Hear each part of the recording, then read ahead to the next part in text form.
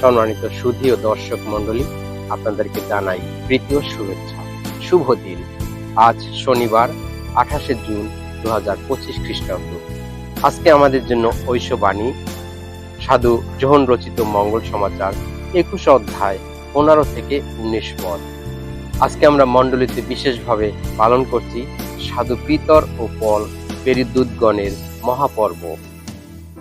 এই উপলক্ষে আজকে আমাদের পাঠ, পিতরকে দেওয়া হলো খ্রিস্ট মণ্ডলীর দায়িত্বভার।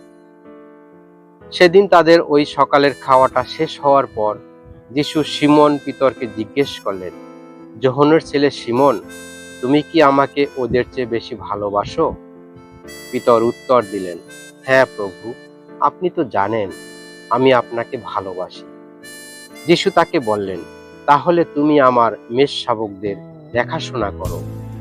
তারপর দ্বিতীয়বার তিনি পিতরকে একই কথা জিজ্ঞেস করলেন, যোহনের ছেলে সিমন, তুমি কি আমাকে ভালোবাসো? পিতরও উত্তর দিলেন, হ্যাঁ প্রভু, আপনি তো জানেন আমি আপনাকে ভালোবাসি। যিশু তাকে বললেন, তাহলে তুমি আমার মেষদের পালন করো। তারপর তৃতীয়বার তিনি তাকে জিজ্ঞেস করলেন, যোহনের ছেলে সিমন, তুমি কি আমাকে ভালোবাসো? যিশু যে তাকে তৃতীয়বার তুমি কি আমাকে ভালোবাসো এমন প্রশ্ন করছেন, তার জন্য পিতর দুঃখ পেলেন। তিনি এবার বলে উঠলেন, প্রভু, আপনি তো সবই জানেন, আপনি তো জানেন আমি আপনাকে সত্যি ভালোবাসি। যিশু তাকে বললেন, তাহলে তুমি আমার মেষদের দেখাশোনা করো।